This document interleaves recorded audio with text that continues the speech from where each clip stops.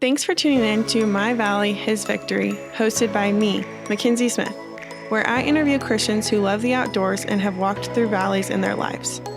In a world of highlight reels and surface-level relationships, we all have faced hardships. I believe our experiences can be encouraging to others if we have the courage to be vulnerable. 2 Corinthians 1 says, "The Father of compassion and the God of all comfort, who comforts us in all our troubles, so that we can comfort those in any trouble with the comfort we ourselves receive from God."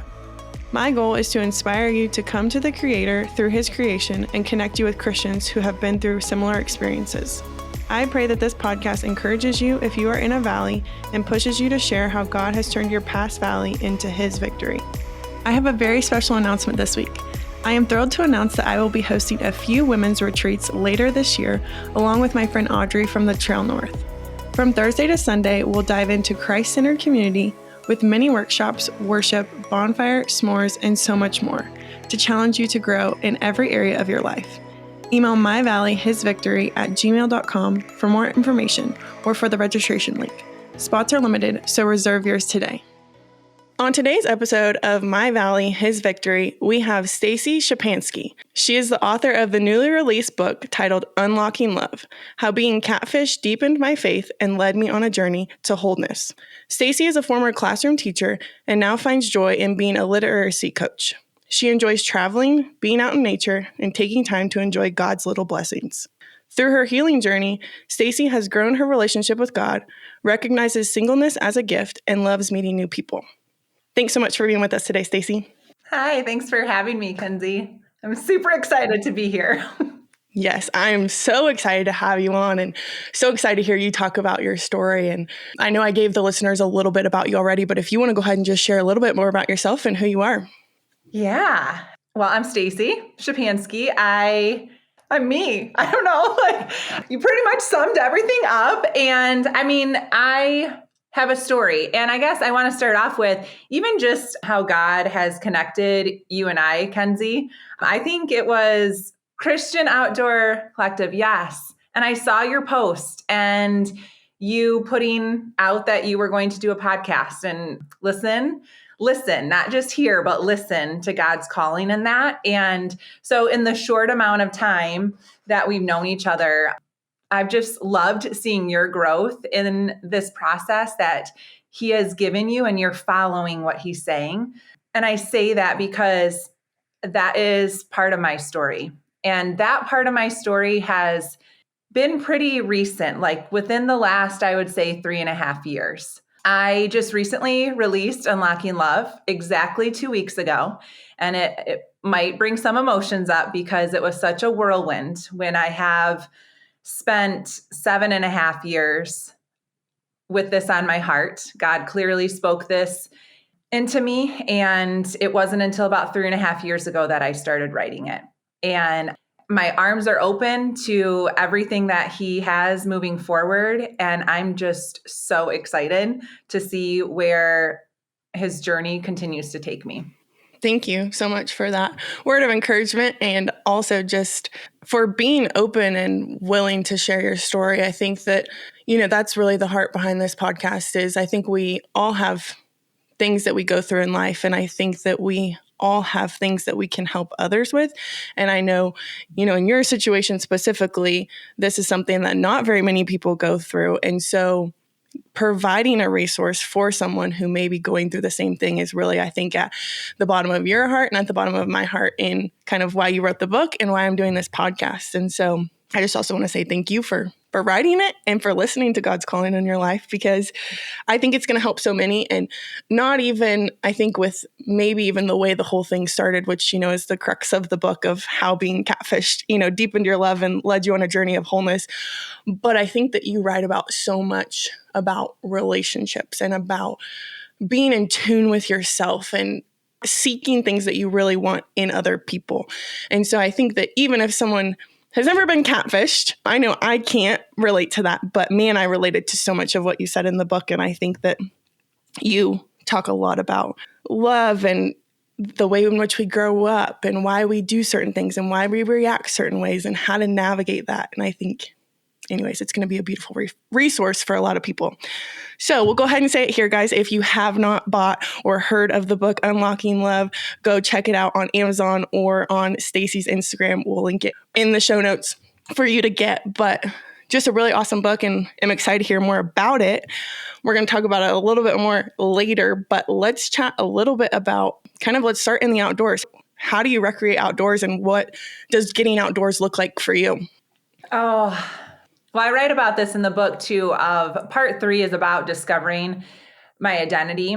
And last night I actually went to a musical called Pilgrim, and it's based on the book Pilgrim's Progress. I think that's the title of it, by John Bunyan. And I have not read the book, but it was so beautifully well done. And it was about the being on the narrow path that we as Christians, and I say that a little bit lightly, just because we all have different views of Christianity as well, and depending on where we are in our journey.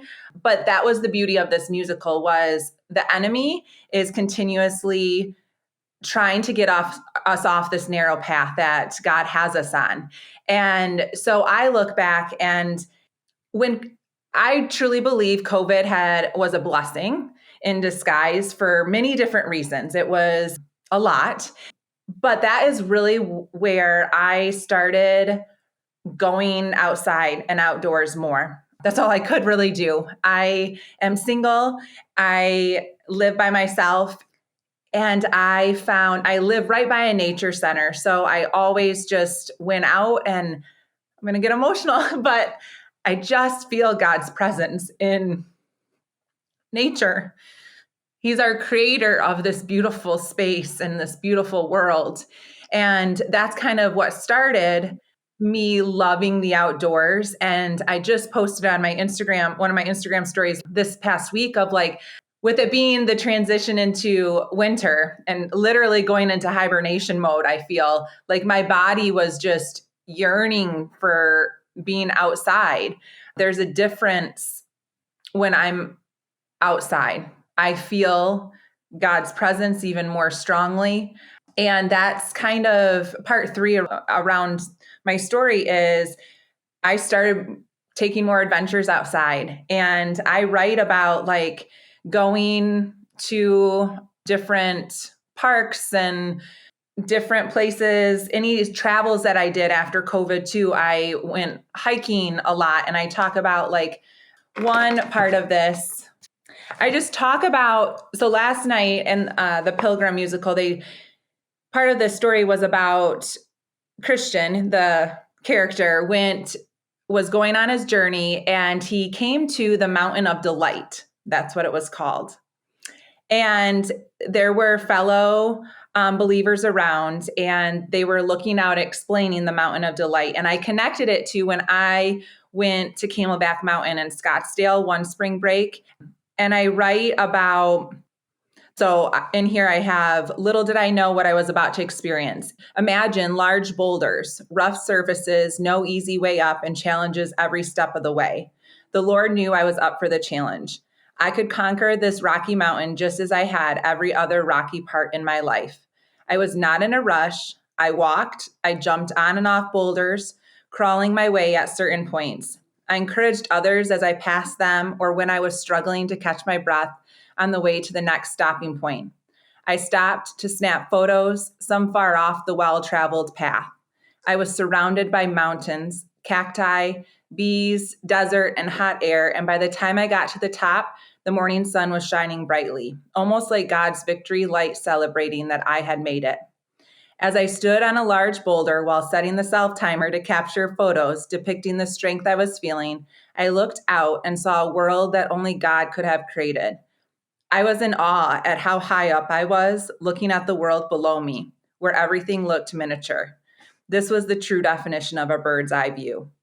And then I explained, at one point in my climb, I remember looking up and seeing people the size of ants moving up the mountain in front of me. I felt the same way when I looked down the mountain at the houses and miles of the unknown.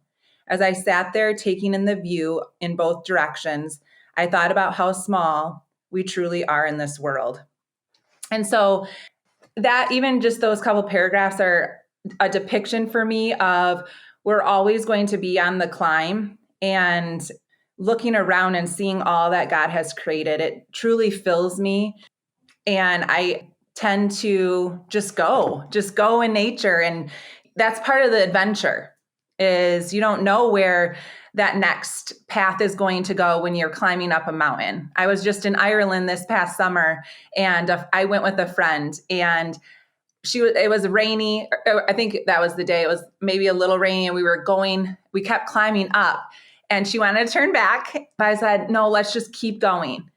As soon as we got a little bit closer, it opened up to this hidden lake. And if you stop, we would have never seen that.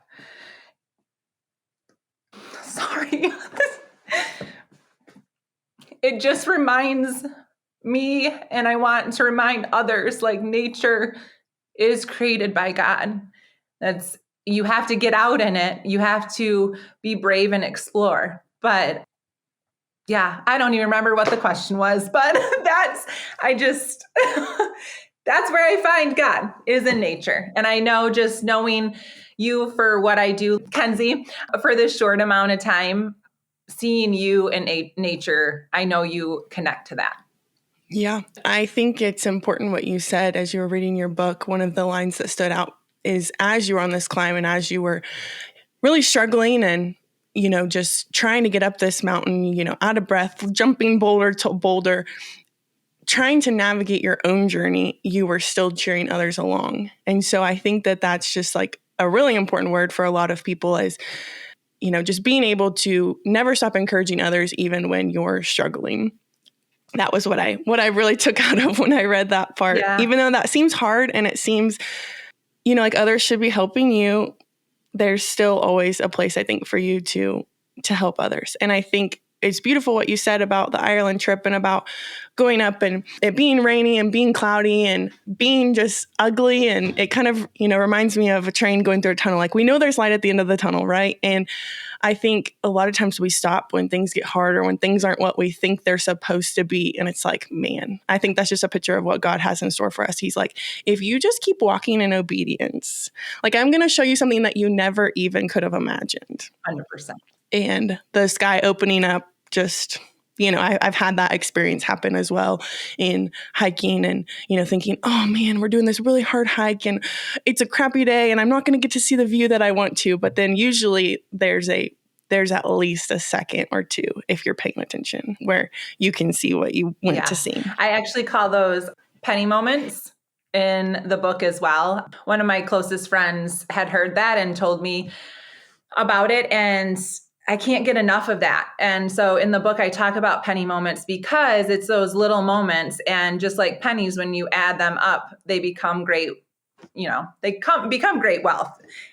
And so it is those little moments along the way that we build. And that's the life we create for ourselves too, and that God has for us. Yeah. And I know you already answered this a little bit, but my next question was going to be, how do you connect to God in the outdoors? And I think you've already touched on that a little bit, but is this something that, you would say COVID taught you, or is this something that has been in your life? Oh, that's a good question. I look back and again, the book, my story, I kind of start with the event of being catfished, but then like you mentioned, Kenzie, that I go into what kind of led up to that, like my childhood, my different experiences.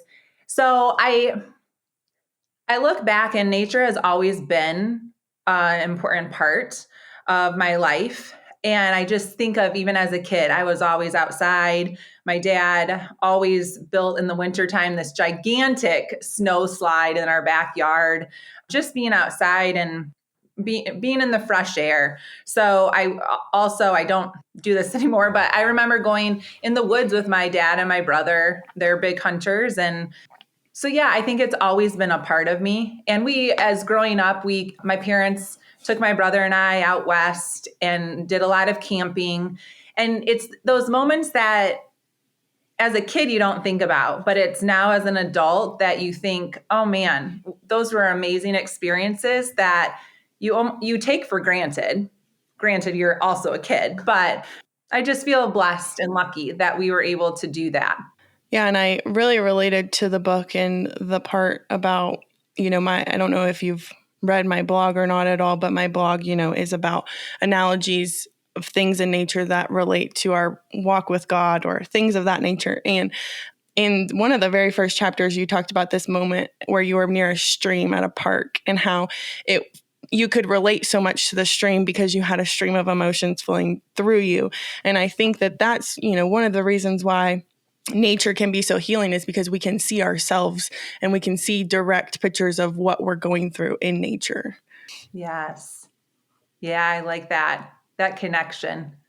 And you have to take the time, and maybe will ask you if you feel the same way, of taking the time to allow yourself to be still enough to feel those moments. 100%. I talk about that. I feel like I've covered that maybe in a few of these podcasts already, but I think that is the key thing that nature provides or can provide to anyone who struggles connecting with God, because there are way less distractions out in nature than there are in our everyday life. And so we can actually be aware and be present enough to focus on those things and to even hear from God. I think that we're not quite designed to live in the world that we live in and with all of the distractions and all of the things. And so I think that that's one of the key things that I take from nature is having that slow down, no distractions. A lot of times I don't have cell phone service, so that takes away my main distraction. Yeah. But even that, I mean, just yesterday I went for a walk and I didn't take my cell phone. Because even just having it there, it's that temptation. And I have done this devotional book. It's 40 days. It's a social media fast for 40 days. And one of the chapters is about the apple. So, and it talks about Adam and Eve. Yep. But Wendy Speak is the author of that devotional. And she talks about, if you look on your app, if you have an Apple iPhone, the apple, there's a bite cut out of it. So it's meant to tempt you and distract you. So when you leave your phone at home, you have nothing really to do that. That is a materialistic thing in your hand. And I oftentimes, like, there's a tree by me that I just get so filled. And a lot of times when I'm there, I'll just touch it, like just touching what God has created and just thinking and of how long that tree has been on this earth and the stories it has. Yeah, but again, you have to allow yourself to open up and let those moments come to you as well. Definitely. I like what you said about putting your hands and actually touching things. And, there's the whole aspect of grounding. And there's a reason we feel more at ease in nature. And I think that that's just really important. Taking intentional time away from your phone, leaving it at home, going out in nature, not allowing that distraction. Mm-hmm. And I think that is a really big part of my story, and that I share in the book too, of I grew up, my generation we didn't grow up with cell phones. And so, but I talk about how I remember when we got our first box computer and our first car phone. And I'm an educator, so I see what technology is doing. There's a lot of good in technology, but that is also part of my story and part of why I feel called and to share, not just with women, but men. There's been multiple men who have bought my book, and also like parents. It's scary. Technology can be scary. And that's what I share about my catfishing experience. So people are aware. I just truly believe that it's not talked about as much as it should be. And that is part of my story moving forward, is trying to get this message out there and knowing that people are, and reminding people that they are not alone in this, but also letting kids be kids and not having that distraction. I just see it so often and it just scares me. No, I think that that's important because we do live in a world with so much technology, and I think it's ever evolving. And I think back to even when, I first got a computer, or whenever, I was younger, I kind of grew up where in the age of, we kind of started to get cell phones around the time we started driving, and, 15 years old. And thinking back to some of those things where you could, just like today, you could find random people online and you can just do whatever you want. So I guess at this point, this seems like a really good segue to talk about, your valley, and make the transition into actually talking about what you experienced and kind of what this book is about and what God taught you through this season. And just I know we've been kind of rummaging around it a little bit, but yeah, let's dive into it. Yeah. Well, I was catfished. All right. So for someone who doesn't know what that means, why don't we give them a little bit of information? Yes, that is usually my next question to people when I tell them about the book is, do you know what being catfished is? And it's been interesting because depending on the generation you are, I'm seeing a range of if people know or not. And so being catfished I knew of it because I watched, there's a MTV show called Catfished on MTV. And I watched that in high school, maybe beginning of college. So I knew this. And actually that TV show helped me surface everything 7.5 years ago. So being catfished means you are basically talking to someone who portrays themselves to be someone that they're not. And what happens is it can become a manipulative relationship, quote unquote. A lot of gaslighting can take place nowadays too. And this was a thing when everything surfaced, and I had met my life coach 2 days after, and she kept telling me, Stacey, you're safe and you have all your money. And I didn't understand that at first because a lot of times these scams, they request money. So I don't know. And I still to this day do not know who this person is, but there was so much. I knew there were a lot of red flags. I could feel it. People around me were concerned, but I was not ready to face it. And so depending on what they were saying, I had an excuse, or I try to protect and defend this relationship that was all a lie. And so I go into how I found things out. And ultimately, when I was writing this book, okay, let me step back. So the day I found everything out and surfaced, so I literally, part of me figuring it out is I thought of the MTV show Catfish, and Neve usually on his show will put pictures into Google image search. And that's what I did. And so you'll have to read more to find that person or all that out. But I remember when everything surfaced, God clearly spoke to me. He's spoken to me this clearly 3 times in my life. And that was the first time. And he said, Stacey, you're going to write a book someday for others to feel less alone, because I felt so alone during that time. And there was so much shame, and I didn't know how to navigate all of that. But I'm also a person that goes full force into the next thing. So in my head, I was like, okay, well, I got to figure out my life now. I have to keep moving forward. But ultimately, when I was writing this story, I'm a journaler, and I reread all my journals. And the thing that really surfaced, one of the things is I talk about and write about my gut a lot. And it wasn't until just a few years ago when I was reading through these that I I felt and know now that my gut is the Holy Spirit that was always talking to me. And so a couple of years ago in 2021, I committed to listening to my gut the first time rather than the second or third or fourth time when I try to take control.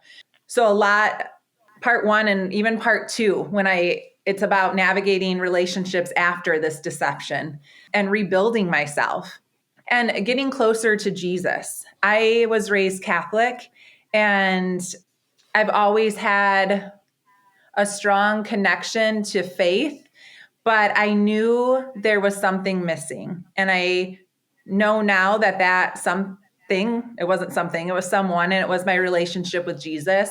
And I know, Kenzie, you talk about this on the podcast that you were just on, and I so connect with that.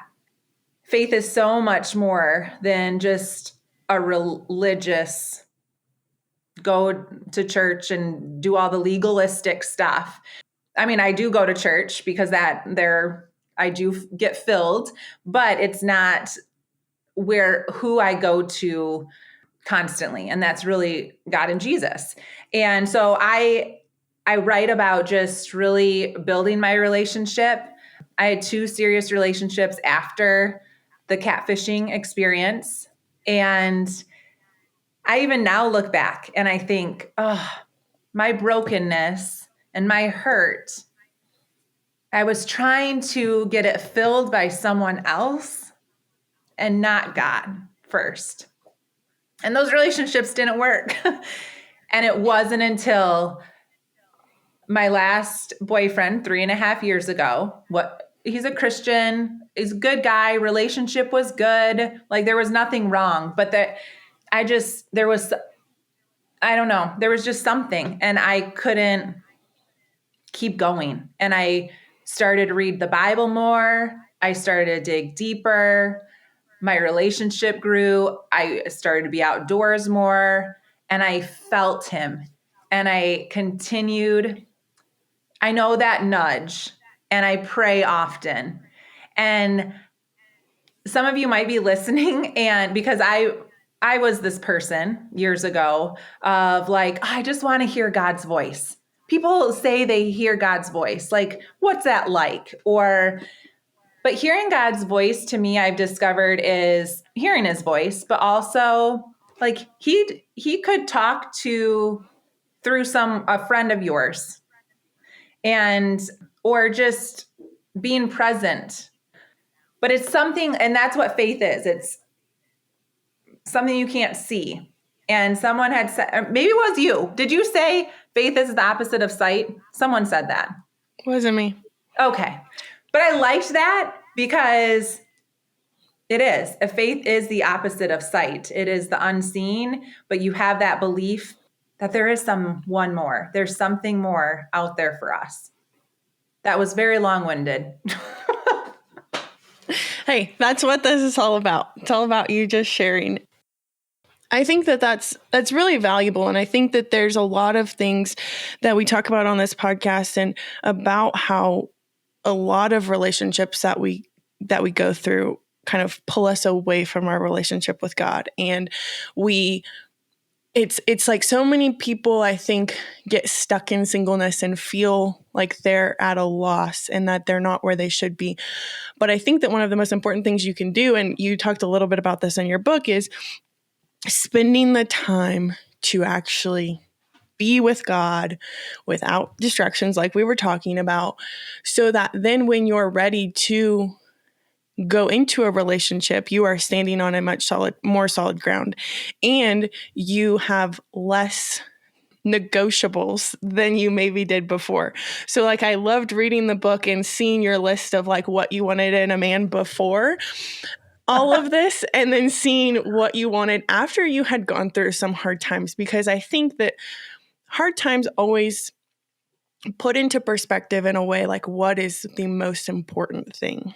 And I think that, you know, in your first list, there were character traits, and I just giggled a little bit because this is just so typical. But, you know, I want him to be 6'2" or taller. And I'm just, you know. I'm 11. So, yeah, that would be nice. And so I laugh at that because, a lot of people, whenever they're like just dreaming of people, they're like, oh yeah, I want this. And I want them to have blue eyes and brown hair. And, there are all these physical traits. But then I feel like your list towards the end was truly just like, I want someone who sees my heart. Like it reminded me a lot of God. Like all of the things that you said were things that I think that God can do for us too. And it's like, God's not 6'2" and God's not, other things, but looking for that, and just reading those things, it definitely showed that you were in a much, I will say, healthier mindset and actually focusing on what's important. One of the things that I love most about your book is you talk about that whenever, and this is a direct quote from your book, there are moments in your life when everything around you seems to come crashing down. What do you do when this happens? You have a choice to make. Do you sit in the rubble or do you get back up and start to rebuild piece by piece? I chose to rebuild, and the process started the very next day. And I think that is such an encouraging word, because I do think that a lot of times whenever something happens, we just sit and we sulk and we just feel so defeated. And I think that, that's part of the grieving process, right? We're going to cry. We're going to feel like crap. It's going to happen. But I think that what you choose to do with that fuel and that energy also is so important. And think that you can either decide, like you said, to sit and sulk in it, or you can get up and you can start to rebuild. And so I love that is really what a lot of this book is about, is it's tangible things that we can do to rebuild after whatever intergrief, trauma, betrayal is. You may not relate, directly to being catfished, but I think that, like I said, I related to a whole lot of this book without experiencing this specific thing. And I just love the tangible things to take away from it. And my all-time favorite thing was just that you put your prayers in it. And so I feel like every other page is a prayer. And I think that as Christians, prayer is one of those things that we're not taught super well in how to pray and what it looks like. And so to me, that was very helpful. And I had a lot of underlining, I love this statement of your prayer and just the way in which you phrased it to God. And I think that a lot of them, you can take and you can mimic, they're not, super specific to where you're at. They're, more about betrayal and that sort of thing. But I really love that piece of the book and those little nuggets. That makes my heart so full for many different reasons to hear that. Because I actually just, under my Christmas tree right now, I have a prayer book, because it's been on my heart to dig a little deeper into my prayer life. Again, being raised Catholic, all of the prayers and things were basically routine in my eyes and memorized. And this has been a journey for me. So my journaling actually has evolved into talking to God. And you'll see that I include my journal entries in here, but the prayers, that was my hope, is when I was writing the prayers that I wrote in my journal, and then I started typing them, I thought, oh, these prayers can be for other people. And that was comforting to me. And so then to hear you say that just validates that. And I'm really happy to hear that. So thank you.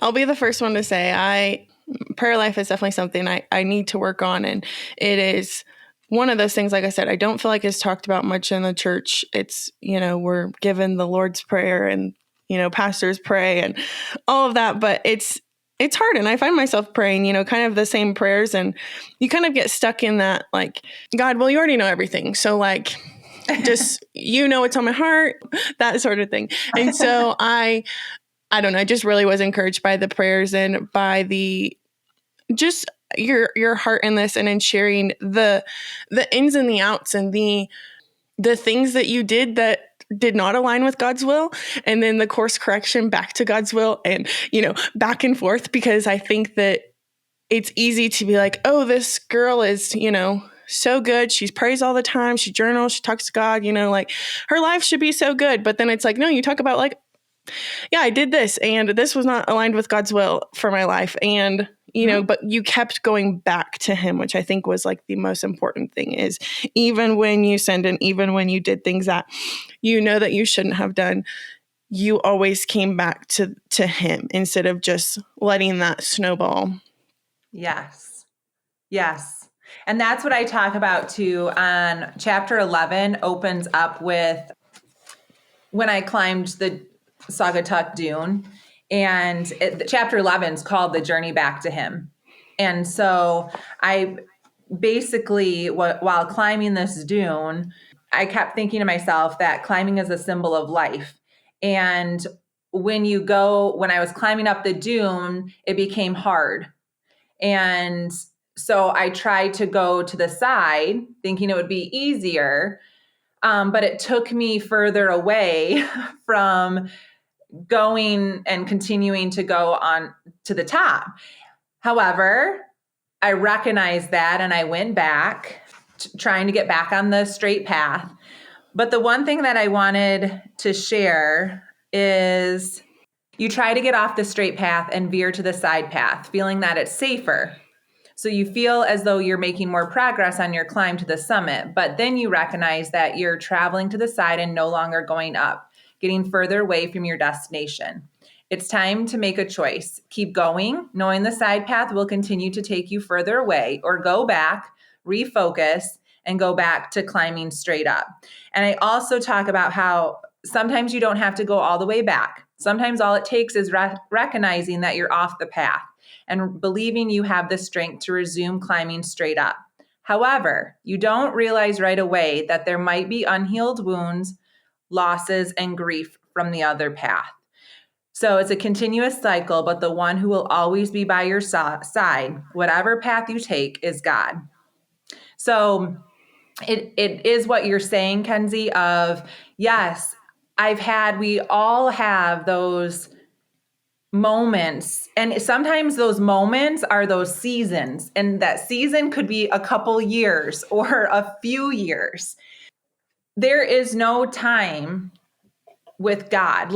And I say that God doesn't do time like us. So you will go through those grieving points and you have to lean into those. And I think with our culture and society, this is where I could become really passionate and this is the importance of this podcast and what God has placed on your heart, Kenzie, to get stories out there to share is we can't be scared to share our story.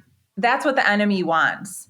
And God wants us to be free. And every time we go through these moments of that just feel so dark, that's what the enemy wants. He wants us to stay stuck in that.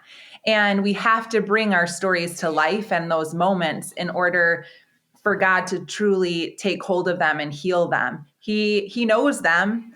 And I one of my favorite parts in here too is even though I was at such a dark place, there was a crack of light.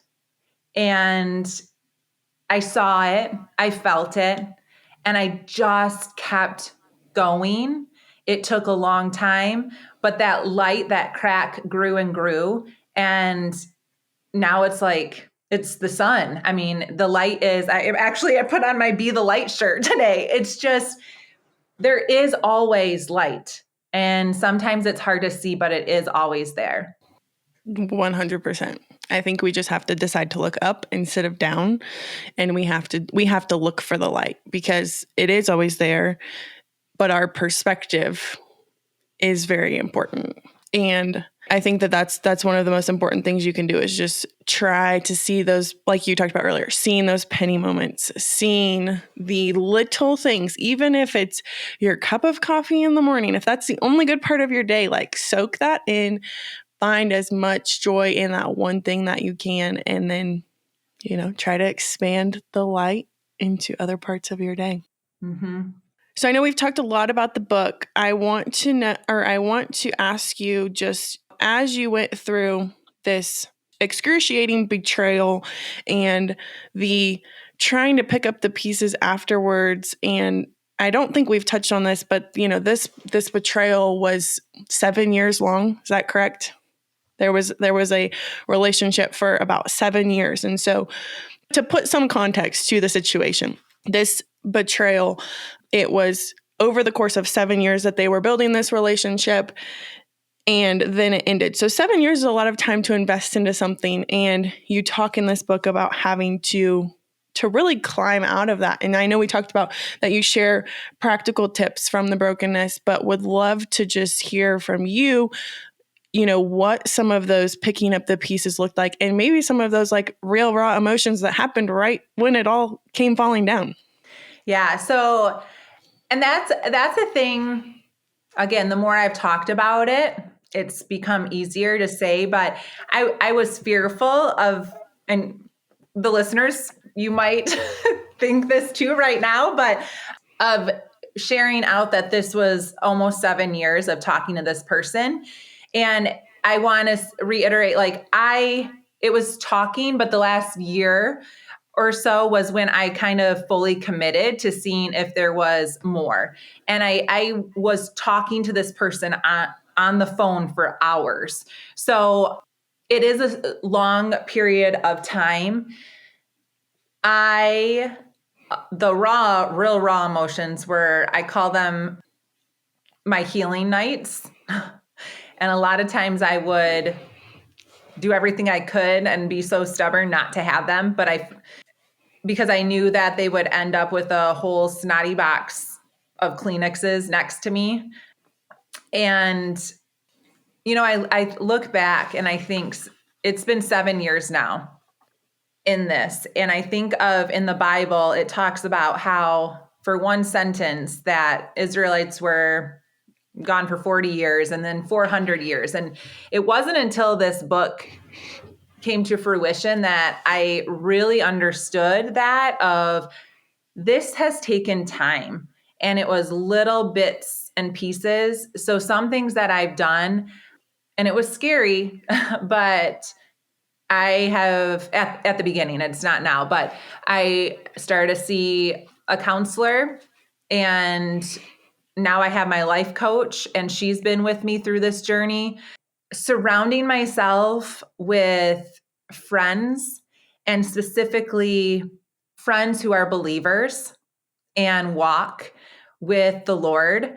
Part of something I've discovered along the way is I always say, part of our job on this earth that God gives us is to spread his light and love.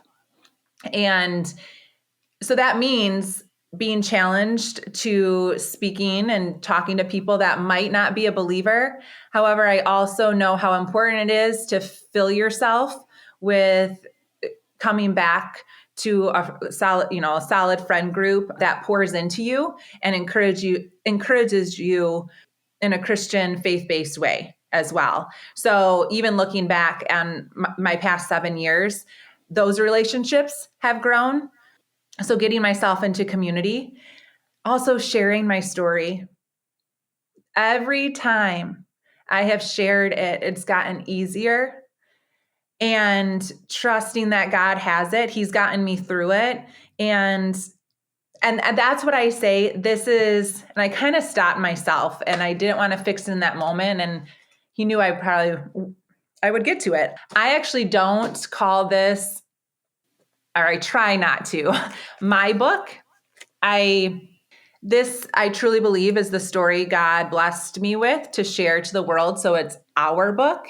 And in saying that as well, I do connect that even for you, Kenzie, or, my friend Casey, anyone who reads it, it's their book too, because you can take little nuggets. So I really try. Every time I say my book, I literally get a ping because it is our book. And so he's been there every step of the way. And so, some other things I've done, I have journaled. And you were saying about those little things, those little gratitude moments. For the past so many years now, I start my journal every day with 3 things I'm grateful for. And it just gets you centered into what's important to start your day. And they could be as small as a cup of coffee or a smile. And something that has helped me rebuild is this is not our eternal home. And so sharing our story, we shouldn't be afraid to do that. And I'm not saying I've always been like that, because I have. Like, I've been afraid. It's our stories make us who we are, but if I had not gone through all of this, I wouldn't be who I am, and I wouldn't be able to share his goodness and faithfulness and connect with people. And I think just that too, of connecting with people. I've met so many people along the way that I wouldn't have if I didn't do the work to get to this place. And it takes work. It is work, and it's hard work, and acknowledging that. Yeah, But you're going to be okay, and you're going to have moments, for sure. but you will be okay. And I think there's an appropriate time to share.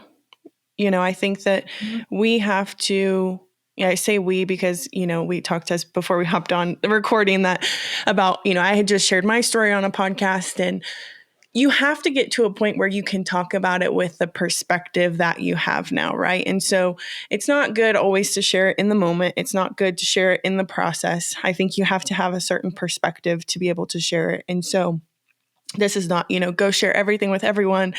No.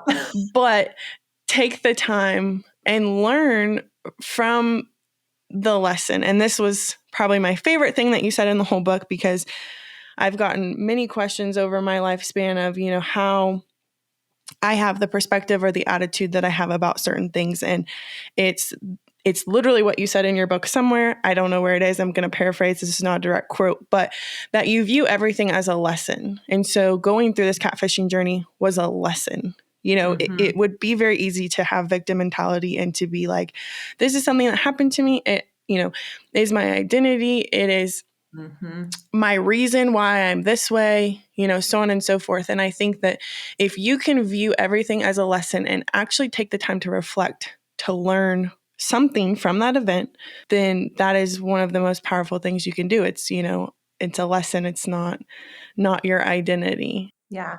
And you make me think of your mindset around things. So viewing it as a lesson, and maybe it's a small lesson, and not getting stuck in, oh, this happened to me. And it's okay to acknowledge that. Like I never want people to think like kind of what you said of, oh, she's written this book, she's in a healthier stage. I am at a healthy stage because I have not been healthy, and I've reflected on this, and I've changed parts of my mindset. I was on another podcast, and a friend of mine who listened to it, she said one thing that really stuck out to her was I used the language on there, I get to do this. Like, we get to be alive. We get to go to our job. We get to travel. We get to have our moments of tears. And so while I was working out this morning, I was like, how can I approach this and remind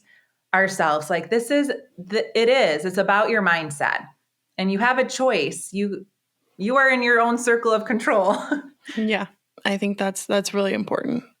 So going through this journey and, of betrayal and trying to rebuild after betrayal and trying to date again and all of those things, if you were speaking to someone, who may be going through a similar season that you were, just what is one piece of advice that you would leave someone with if they're in the middle of something that they can relate to from this podcast?